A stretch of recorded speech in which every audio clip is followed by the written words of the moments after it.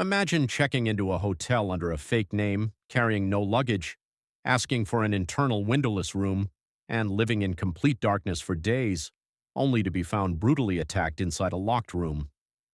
This is the terrifying true mystery of Roland T. Owen and the haunting horror of room 1046.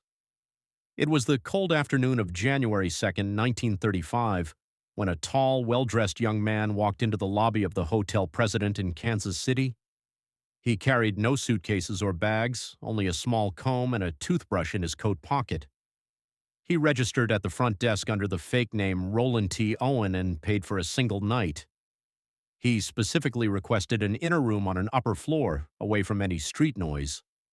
The clerk assigned him room 1046 on the 10th floor. When the hotel maid, Mary Soptic, entered later that afternoon to clean, she noticed something deeply unsettling. The room was pitch black because the heavy window curtains were drawn completely tight. The only illumination came from a tiny desk lamp. Owen was sitting quietly in the shadow, looking visibly anxious and tense. Before Mary left, Owen instructed her to leave the door unlocked because he was expecting a friend to visit shortly. When Mary returned a few hours later with fresh towels, the door was locked from the outside.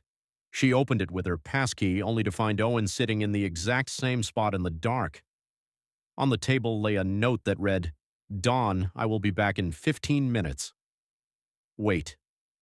The next morning, Mary returned to clean and found Owen sitting in total darkness again. Suddenly, the phone rang. Owen picked up the receiver and whispered in a low voice, "No, Dawn, I do not want to eat. I am not hungry." He hung up and turned away. That evening, a room service waiter brought food to the room. Although the lights were still off, another man was sitting in the dark with Owen. The waiter described him as a rough-looking figure with a dark demeanor. The air was thick with severe tension. By the morning of January 4th, the telephone in room 1046 stayed off the hook. A bellhop went up to check and knocked on the door. A deep, raspy voice from inside called out, "Come in, turn on the lights." When the bellhop explained that the door was locked, the voice repeated, "Turn on the lights."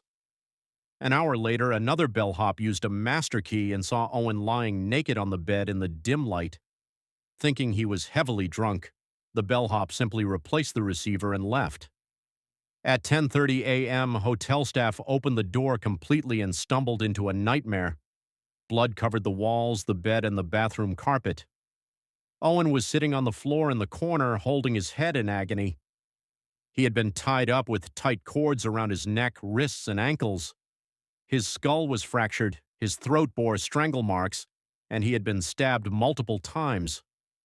When police asked who did this to him, Owen feebly shook his head and whispered, "Nobody." "I fell against the bathtub."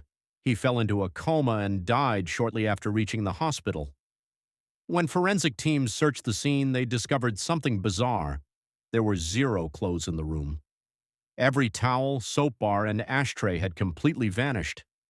The killer had removed every piece of evidence, wiped down all fingerprints, and somehow locked the door from the outside upon leaving. Roland T. Owen was a fake name, and no family came to claim his body for months. Just before he was buried in a pauper's grave, an anonymous phone call reached the funeral home offering money for a proper burial. Soon after, cash arrived in the mail along with a bouquet of yellow roses and a card signed, "Love Forever, Louise." Years later, the victim was identified as 19-year-old Artemus Ogletree. Yet the main questions remain unsolved. Who was Dawn? Who was Louise? And why did Artemus protect his killer with his final dying breath? To this day, room 1046 remains one of history's most terrifying cold cases.